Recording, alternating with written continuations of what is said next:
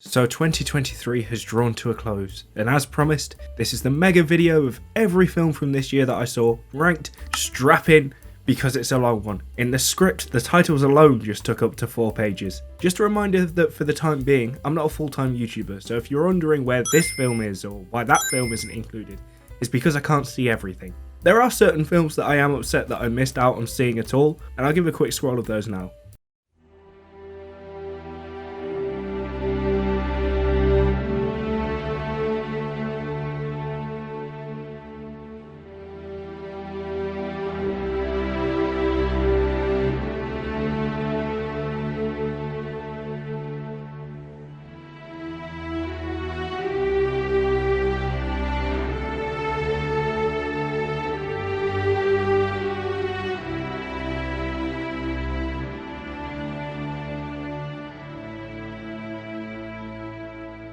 Also, if you have seen the short reviews that I regularly post on the channel, then you may feel that there is nothing new here for you. However, there are films in here that I just don't have time to cover this year, and also there are quite a few films where my positioning of them, score and overall feeling towards them has changed a bit. For some of them it's because I have seen better films that bump them down, for others the opposite is true. But without further ado, this is my ranking of every 2023 film that I saw in 2023. Spot us.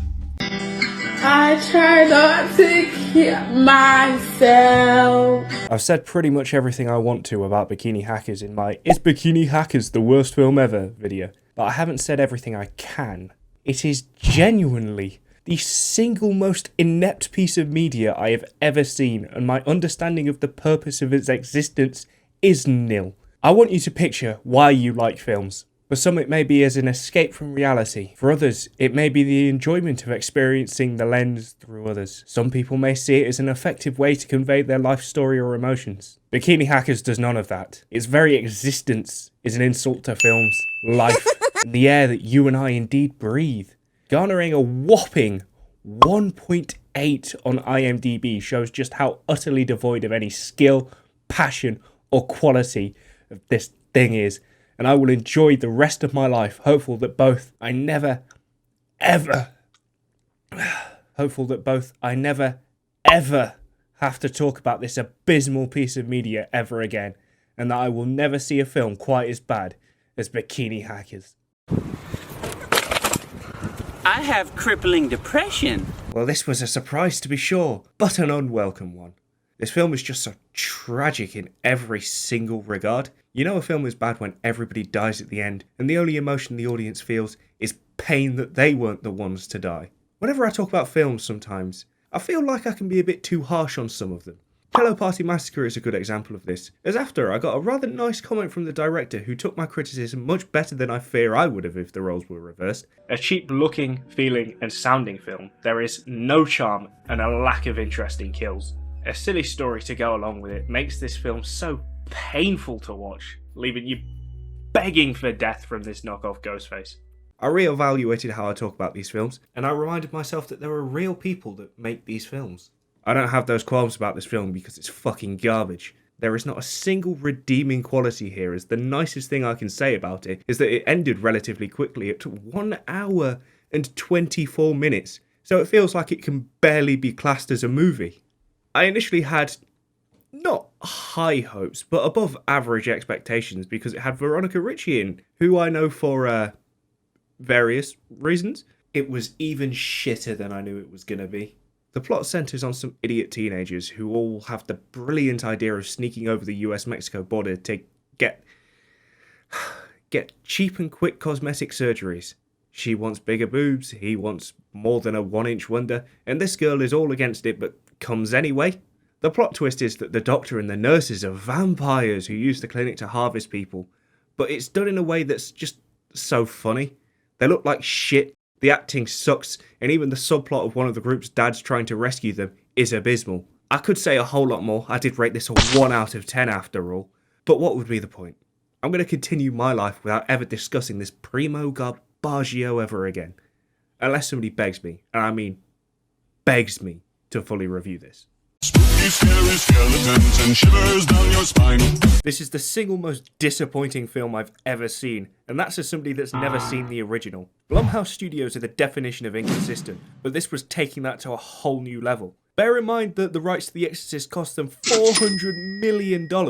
This film is a disaster of biblical proportions. Johnny Recaps Movies did a great 20-minute breakdown on this dogshit film, but even with that, this film has more to be discussed. It's borderline offensive with the way it handles Christianity within this movie, and it's hilarious to me how there is undeniable proof of the devil and God in this movie and its universe, yet David Gordon Green seems to believe that nobody goes to church for God.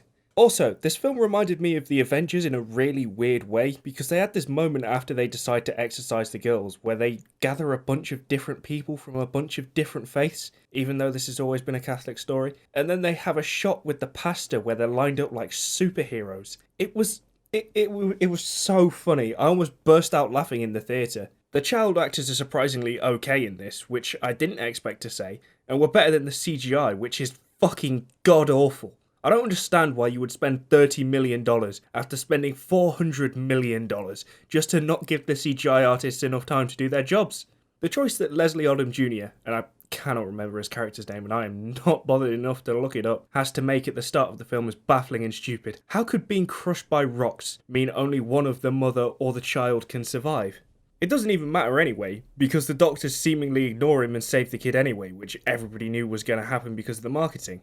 The priest getting offed was so unintentionally hilarious that it broke me. That was the point where I just realised that the movie is truly worthless. Some people will say it's great because it subverted your expectations, but me ending the video here would be a subversion of your expectations. I see you writing the comment about how great that would be. Stop. Though really, the major red flags came with Chris McNeil's entire screen time before this. Not only does she gain magic powers towards the end of the film, but also her and Leslie Odom Jr. have a conversation where she explicitly states that she is not an exorcist and didn't witness it happening. So naturally, the first thing she does is perform an exorcism. And it works. This movie was good, and I'm going out with both Addison Rae and Sabrina Carpenter. That's why this is below Kill Her Goats and The Flash. The church scene pissed me off because it was just for the trailer. In the movie, it's just a weird scene, in a sea of weird scenes. And that's all that this film is, just a bunch of disconnected, disjointed, weird scenes coming at you in wave after wave. I would say I will enjoy never talking about this again, but I probably will, but only on the worst of lists. Gentlemen? This is the first film on this list that doesn't make me want to swim in a volcano just from its sheer existence. It makes me want to do it because it sucks. I can't lie, apart from the first one, I never really gave a monkeys about the Spy Kids franchise, so the reboot isn't an insult to my childhood. Ha, you fool! You fell victim to one of the classic blunders! It's solely an insult to my adulthood. The plot centres around a supercode that a guy who makes video games wants to steal to make everybody play his incredibly successful game. It's very odd, it'd be like Rockstar trying to make everyone play GTA 6. Everyone's gonna play it anyway. Also, I feel like the people who made this have never played a video game in their lives and still think we're in the NES Mario era. It looks like a generic platformer. The game's called High Score, and yet has to be run on like a PlayStation 42 even though the graphics look like they belong on the Nintendo Switch. Outside of that, it's a pretty bland kids film, but not in the way that like Pixar is made for kids, but instead of how like In the Night Garden is made for babies and Wolves fans. Except it also has a terrible message. On the surface it seems like a message of don't cheat and don't always resort to violence, but instead, open a dialogue. But the film delivers it so poorly that the actual message is, you should never defend yourself because all violence is morally wrong, no matter what. Like the kids' parents literally saved the world with seconds left, showing that they needed to act immediately. And this little shit scolds them for it, saying things like, oh, you could have talked it out. Let me show you how that would have gone in every situation. Haha, I'm a villain and I'm gonna give everybody butt herpes once this 15-second timer hits. Stop villainous McVillain face. Can't we all come together as one and forge a new path through peace and love? Put down your weapons of war, and we can build a better world. My daughter showed me the way, and I can deliver this salvation unto you. Lol, get wrecked, bitch. And then everybody gets butt herpes because of you. I kinda don't care about talking about this film anymore. On to the next. The first of these films where there was actually something worthy of being on screen. If the story wasn't so fucking painfully dull, slow, and boring. The audio mixed so terribly, the movie looking like shit, and the writing being pretentious and corny. This film could have reached the heights of The Shark Side of the Moon or Don't Worry Darling did in 2022, but alas, it didn't. The main actress is surprisingly okay, and the only positive of the film, as I literally just watched it as I'm writing this, and I cannot remember anything at all. With this, Bikini Hackers, and Fangs Out, you're probably wondering why I even watch these obviously shitty types of films, and I mostly watch them because they're on Amazon Prime and it's 2 a.m. I really just have nothing to say about it at all. All I can remember is the first needless nude scene where the actress just shows us, the audience, her ass for no reason. I'm moving on now. You got Jason Voorhees in on this shit, guys. The man being surrounded by Playboy models shouldn't be a surprise, but the circumstances of it should. This was barely a movie, more than it was a vehicle for some Playboy models to try and get into acting. Spending 8 years on the shelf, this overpriced product does have a few redeeming qualities. One of those is not the acting though, as when these girls are required to speak, they sound like aliens. There are a fair few moments they just couldn't deliver with, one of which even made it into the trailer.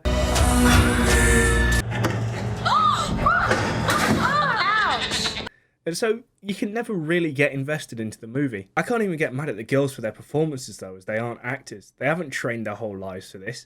They're models. So it's to be expected that they're about as much use as a gasoline-based fire extinguisher. Also, I know it's a thing that sex and horror are closely linked, but come the fuck on now. This was well overboard. I'm not too upset for obvious reasons, but the rate of nudity for a modern slasher is insane. One girl is completely stripped by the killer before being impaled still nude, whilst we see every girl get naked for no reason whatsoever. One does it at the beach, 2 others do it in their rooms, and then one of them is naked in the shower that we just get to see for some reason. The final 2 girls end up just being in their shirts and panties as both of them conveniently lose what was covering their bottom halves. It just makes a further mockery of the film because it was like I was watching a porn parody of bad 90s slashers. So a bad 90s slasher. And this is coming from somebody that thinks movies should be less afraid of embracing nudity. In fact, let's play a game. Film or fucking. I'll show 3 clips of these girls and you have to tell me if it's from the film or whether I'm fucking with you and it's their Playboy work.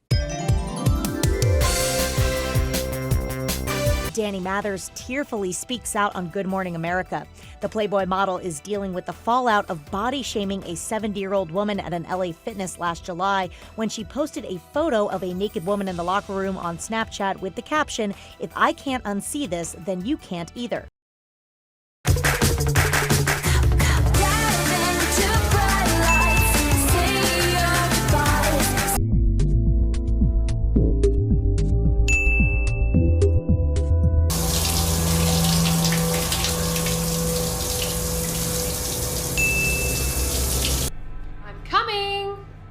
Not that I want to watch the movie.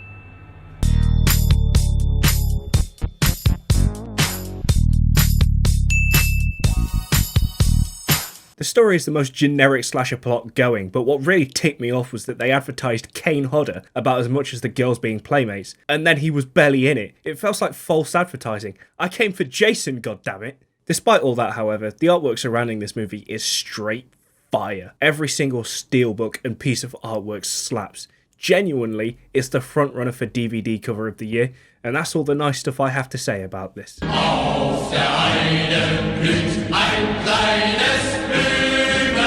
Sorry, there seems to be a typo in the title. Never mind though, it suits the movie better. I won't spend long on this movie made by racists and starring a paedophile, because unlike this movie, I actually respect you and your time. This film should have been a fun dive into the Spider-Man character and a somewhat goofy but endearing project. Instead, what we got was a drawn-out, pretentious bore-fest born not from love, but from spite and envy. Normally with these types of films, most people would hold back their criticisms and acknowledge the hard work and dedication of those involved, but if the director wants to go around comparing this to Hollywood movies and shit-talking the other Spider-Man director, then fuck it! This isn't a Spider-Man movie, this is a Peter Parker movie. It reminds me of all those people that complained about Spider-Man 2 not being Man 2 the video game, but if they got their wish in a movie setting. We get one singular action scene and it's right at the beginning of the film. The rest of the 2-hour-long film is filled with Peter Parker and friends crying about Gwen's death. Furthermore, for a man that claims to love Spider-Man, PP, they don't half have him act like a dick in this film, and for barely any reason. MJ asked him to go to a gathering with her, and he says this. You're a joke. What? I knew you couldn't handle it. Couldn't handle what? Not being the center of attention just for a second. The life of the party loses her spotlight and doesn't know what to do with herself. That's not true. It is true. You're so unaware of yourself, it's not even funny. You don't care about people like me and Gwen. She didn't live life like it was a constant game. Maybe if you took a second to think, you could have learned a thing or two from her. So leave. I could spend all day on this, but it's been talked about to death in so many great videos and dedicated just to this film.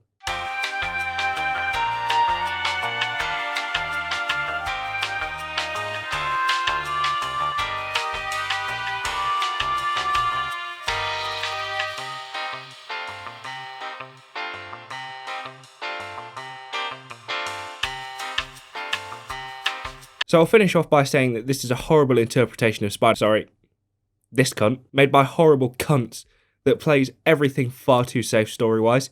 It looks somewhat okay because he may be a racist, but boy can he hold a camera. Come on, man! That's too easy!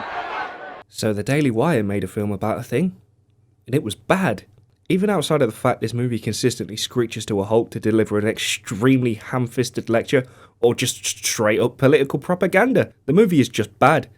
For those that don't know, and this also applies to the next film on the list, a comedy is supposed to make you laugh from the jokes that they tell.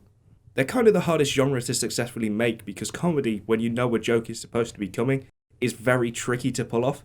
This film fails at that, and it fails very hard. Whilst watching the film before popping to Asda, I didn't laugh once. And once I came back to finish this garbage, I still didn't laugh. The only thing that kind of got me to smirk a little was this hippie weirdo guy.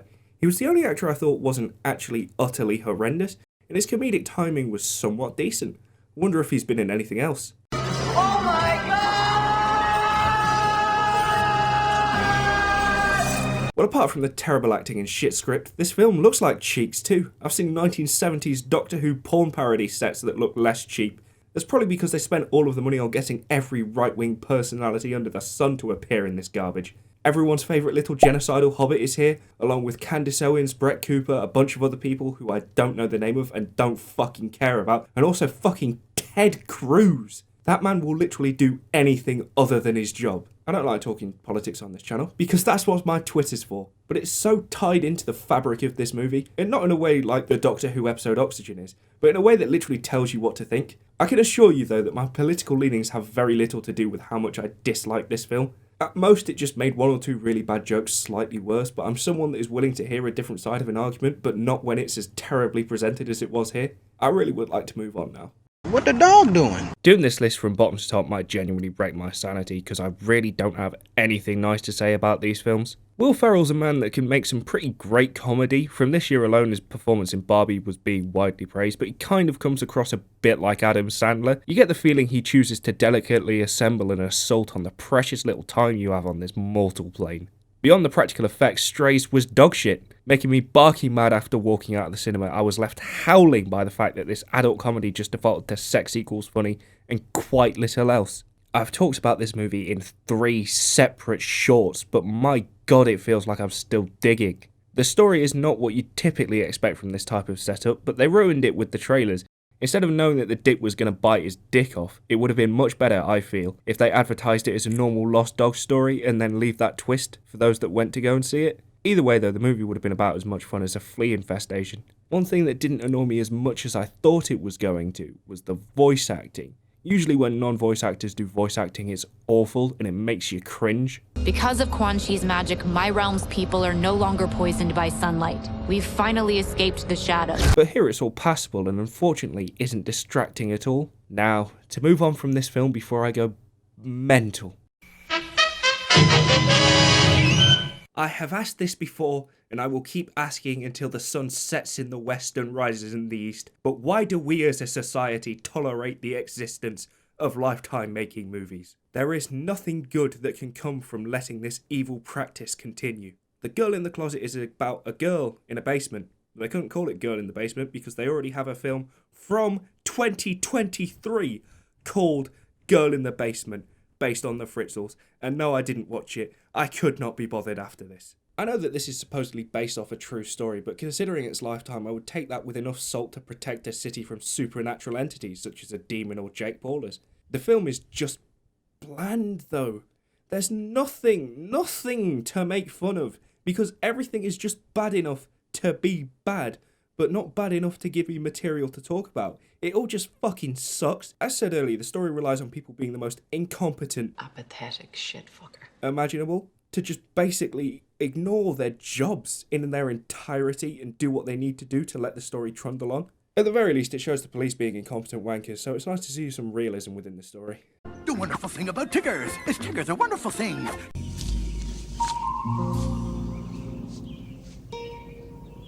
What the fuck is this piece of shit? I'm actually devastated that it seems to be a trend in Hollywood right now that whenever a beloved character comes into the public domain, somebody has to make a low-budget horror film. It happened with Winnie the Pooh, it happened with The Grinch, and now it's happening with Mickey Mouse too.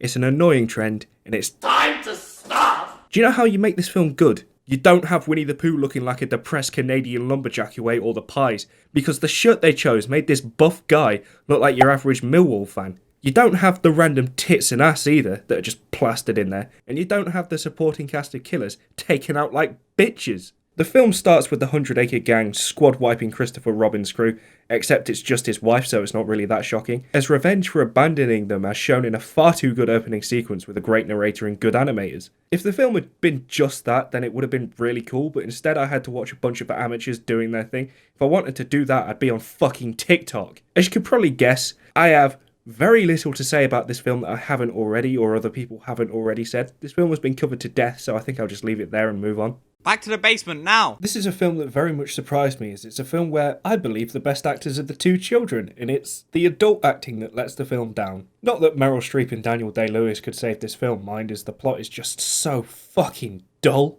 Nothing happens throughout, and I think that there is just one kill, and I think that's on a pizza guy in a really awkward and unbelievable manner. It's so unbelievably short as well, to the point where I feel like there was an entire section of it just missing towards the end. No heavy metal objects, only the pillows on this bed. This is a film that has gone up in my estimations over time, and no, it has nothing to do with the fact that the writer/director left a comment on my last review saying how much he liked it. He was a pretty chill guy, and I definitely intend to check out his work in the future, but I maintain that I did not like this film. I find the story reminiscent of pretty much any standard slasher film about teenagers, and it does absolutely nothing different and struggles to justify its existence.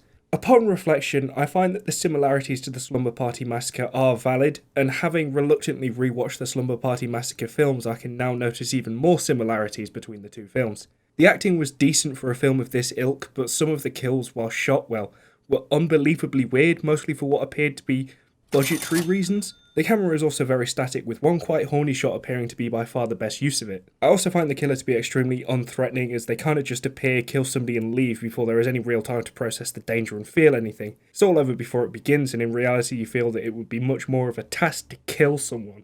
However, it is nice to see the police being portrayed as incompetent wankers, so at least there's some realism in the film. The final scene is also a bit lackluster, as the reveal is one I didn't see coming because it just feels way too out of left field. There's little to no motivation, which can work as it did in the Slumber Party Massacre with Russ Thorne, but can't when you try to then attach a motivation to it. Overall, it's better than I thought, but it still isn't good. Greetings everybody, this is the idiot that decided to make this video. So basically, what I said earlier about this being one video, that's wrong, because I vastly underestimated how much time this is going to take, and vastly overestimated how much time I have. So this is going to be multiple parts.